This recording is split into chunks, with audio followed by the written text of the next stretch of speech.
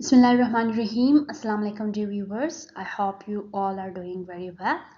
So in today's video we have to solve exercise 3.5 question number 1 to question number 5.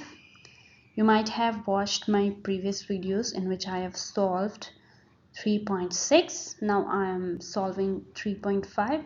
Let's begin with question number 1.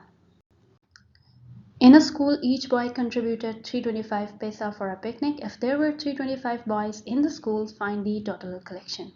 Okay, एक school में कुछ boys ने 325 पैसा contribute किए picnic के लिए, right?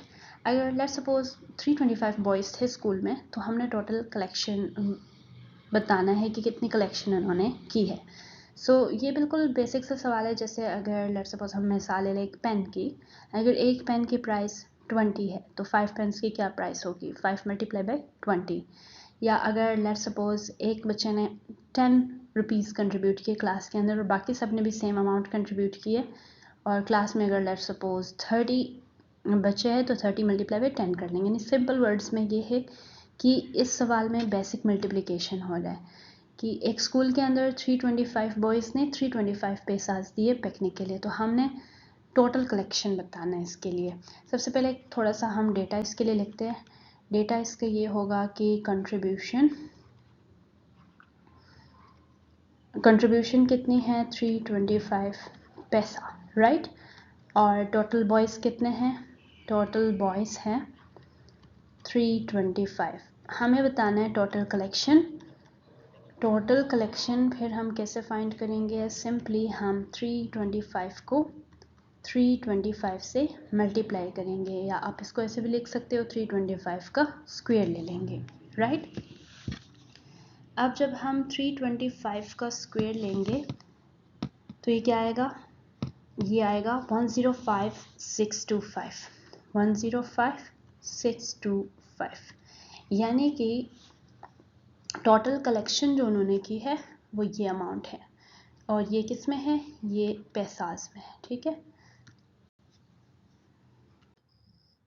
Question number 2. In an excursion, each school spent as many rupees as the number of students. If they spent rupees 10201 in all, find the number of students. अब एक excursion में क्या हुआ है कि हर स्कूल ने इतने रुपीज़ कंट्रीब्यूट किए जितने नंबर ऑफ़ स्टूडेंट्स थे, इतने रुपीज़ बल्कि स्पेंड किए जितने नंबर ऑफ़ स्टूडेंट्स थे. अगर उन्होंने 10201 स्पेंड किए तो हमने फाइंड करना है नंबर ऑफ़ स्टूडेंट्स. लेकिन यहाँ पे हमें एक चीज़ पता है कि जो टोटल है, जो टोटल अमाउंट है जो उन्होंने स्पेंड की है, दैट इज़ 10201 रुपीज़. तो हमें इसकी मदद से बताना है कि नंबर ऑफ़ स्टूडेंट्स कितने थे, नंबर ऑफ़ स्टूडेंट्स. और एक चीज़ हमें पता है कि नंबर ऑफ़ स्टूडेंट और जो रुपीज़ है वो बिल्कुल सेम है, राइट? क्योंकि इसने सवाल में ही बताया कि जितने नंबर ऑफ़ स्टूडेंट थे उन्होंने उतने नंबर ऑफ़ रुपीज़ कंट्रीब्यूट किए. अगर जहाँ पे इस तरह टोटल गिवन हो सवाल में, तो उस केस में हमारे पास ये हिंट होता है कि हमने जैसे नंबर ऑफ़ स्टूडेंट्स फाइंड करनी है, तो उस केस में हम क्या करते हैं? टोटल का हम रूट लेते हैं, टोटल का हम स्क्वायर रूट लेते हैं. उससे हमें पता चलता है कि नंबर ऑफ़ स्टूडेंट्स कितने हैं या नंबर ऑफ़ रुपीज़ उन्होंने कितने कंट्रीब्यूट किए, वो इसकी मदद से पता चल जाता है. 10201 का हम रूट लेते हैं. ये दो पेयर, ये 1 1 इज़ 1. अभी इन दोनों को माइनस कर ले. फिर ये नेक्स्ट पेयर नीचे लेके आए, ये 2 आएगा. यहाँ पे आपने +1 किया तो यहाँ पे 2 बन गया.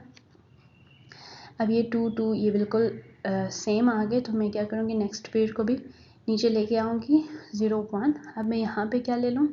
अगर मैं यहाँ पे 0 1 लेती हूँ, यहाँ पे भी मैं 0 1 लेती हूँ, तो मेरा यहाँ पे 201 आ जाता है, राइट? दैट मीन्स कि 101 जो है टोटल नंबर ऑफ़ स्टूडेंट्स थे, right? Total number of students कितने हैं?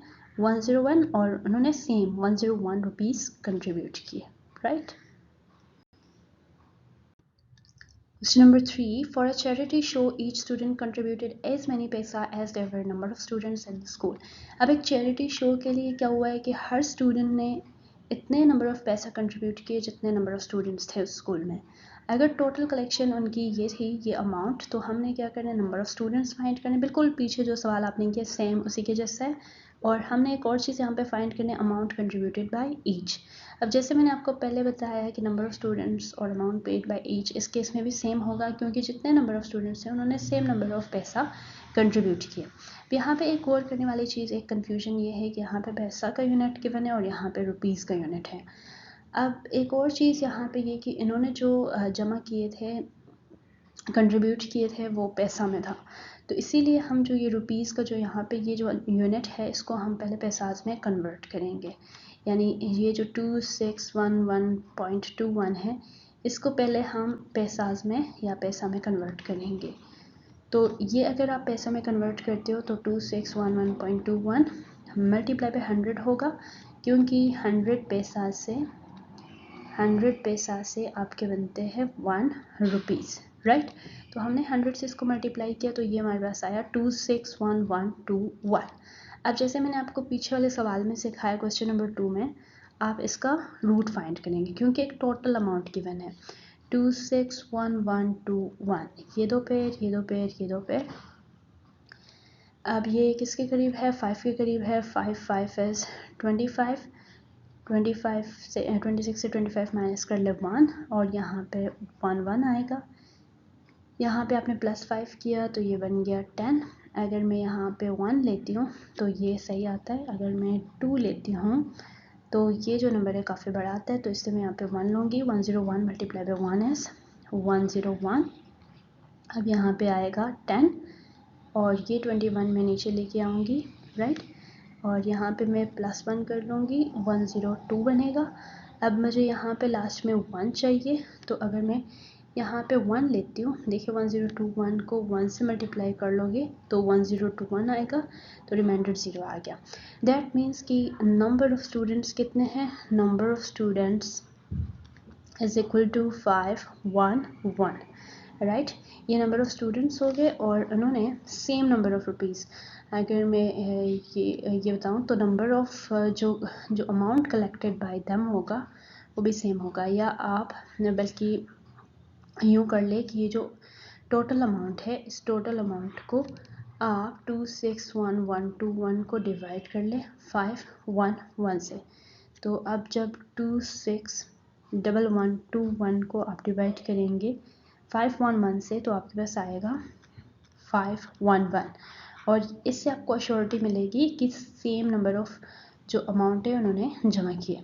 अब एक और चीज़ यहाँ पे कि आपके बुक के मुताबिक जो ये गिवन होगा ये डेसिमल में गिवन होगा, वो इसलिए क्योंकि इन्होंने क्या किया है, 511 को जो अमाउंट गिवन है जो दोबारा हमने रुपीज़ में लिया था, अब उन्होंने यहाँ पे इस टोटल अमाउंट को उन्होंने रुपीज़ में कन्वर्ट किया है 511। अब इस केस में हमारे पास किस में आ गया, हमने पैसाज में किया था, राइट। इसको हमने पैसाज में कन्वर्ट किया था, स्टूडेंट्स आ गए थे, नंबर ऑफ़ स्टूडेंट्स। अब उन्होंने क्या किया है, दोबारा से इसको रुपीज़ में कन्वर्ट किया, और रुपीज़ में कन्वर्ट करने के लिए मैं क्या करूँगी, इसको डिवाइडेड बाय 100 करूँगी, और डिवाइडेड बाय 100 करने से मेरे पास आएगा 5.11, यानी इतने अमाउंट उन सब ने कंट्रीब्यूट किया। और ये मेरे पास किस यूनिट में होगा, रुपीज़ में। अगर मैं पैसाज की बात कर लूँगी तो 5.1 होगा, और अगर मैं रुपीज़ की बात कर लूँगी तो 5.11 होगा। तो इसमें आपने सिर्फ कन्वर्जन्स का देखना है कि आगे पीछे ना हो। Question number 4. In a nursery, plants are planted in 110 rows with the same number of plants in each row. How many plants are there in the nursery? Now see, यहाँ पे आपको एक रो का बताया है कि 110 rows है और हर रो में सेम नंबर ऑफ़ प्लांट्स रखे। अब वो कहता है कि टोटल नर्सरी में कितने प्लांट्स है। देखिए अगर नंबर ऑफ़ रोज 110 है तो दैट मीन्स कि हर रो में अगर सेम नंबर ऑफ़ प्लांट्स रखे तो मीन्स कि 110 प्लांट्स ही हर रो में है। तो सिंपली यहाँ पे आपको टोटल का पूछा है तो आप क्या करेंगे, 101 को आप मल्टीप्लाई करेंगे 101 से। जब भी टोटल फाइंड करनी हो आपने मल्टीप्लाई करना है, और जब भी टोटल गिवन हो सवाल में उस केस में आपने रूट फाइंड करना है।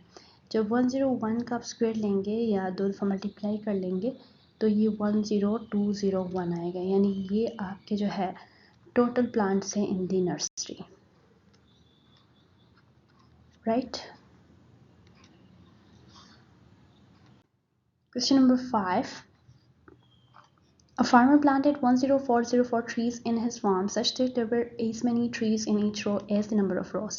यानी एक फार्मर ने इतने नंबर ऑफ ट्रीज प्लांट किए अपने फार्म में, जितने नंबर ऑफ रोज थे उतने नंबर ऑफ ट्रीज, यानी दोनों सेम है, ठीक है, दोनों का नंबर सेम है। आपने क्या करना है, find the number of trees in each row, यानी हर रो में आपने बोलना है कि कितने नंबर ऑफ ट्रीज है। अब वो आपको कैसे पता चलेगा, उसने टोटल आपको ऑलरेडी बताया है, दैट इज़ 10404। अगर हमें टोटल पता हो तो हमें दूसरा हिंट ये पता है कि जितने ट्रीज़ है उतने नंबर ऑफ रोज़ है। दैट मीन्स कि आगे जो है दो सेम नंबर्स आपस में मल्टीप्लाई हो रहे हैं, और दो सेम नंबर आपस में मल्टीप्लाई हो रहे हैं मीन्स कि हम स्क्वायर रूट ले रहे हैं उस नंबर का, राइट। तो 10404 का हम स्क्वायर रूट लेंगे तो हमें पता चल जाएगा कि कितने नंबर ऑफ ट्रीज़ हर रो में है। तो हम इसका रूट लेते हैं 10404। ये दो पेयर, ये दो पेयर, ये सिंगल, 1 इज़ 1, आपने माइनस किया, इसको आप नीचे लेके आए, +2, यहाँ पे 2 आ गया, और इस 04 को भी आप नीचे लेके आ जाए। अब यहाँ पे मैं क्या कर लूँगी, अगर मैं 02 यहाँ पे कर लेती हूँ, यहाँ पे भी 02 करती हूँ, तो मेरे पास यहाँ पे आता है 404, राइट, और ये यहाँ पे हो जाता है solve, right. So that means कि नंबर ऑफ ट्रीज़ हर रो में 102 है। इसको चेक करने के लिए नंबर ऑफ ट्रीज़, इसको चेक करने के लिए आप क्या कर सकते हो कि 102 को आप 2 टाइम्स मल्टीप्लाई कर लो, और 2 टाइम मल्टीप्लाई करने से आपके पास आएगा, यानी 102 का स्क्वायर आप लेंगे, 2 टाइम्स इसको मल्टीप्लाई करेंगे आपस में, तो 10404 ही आएगा, और ये आपको बताएगा कि आप सही कर रहे हो, right. Thank you so much for watching Yasmina हॉलिक। अपना ख्याल रखिएगा। आपके जो भी क्वेश्चंस है आप कमेंट बॉक्स में पूछ सकते हैं। चैनल को सब्सक्राइब करना मत भूलिए। अल्लाह हाफ़िज़।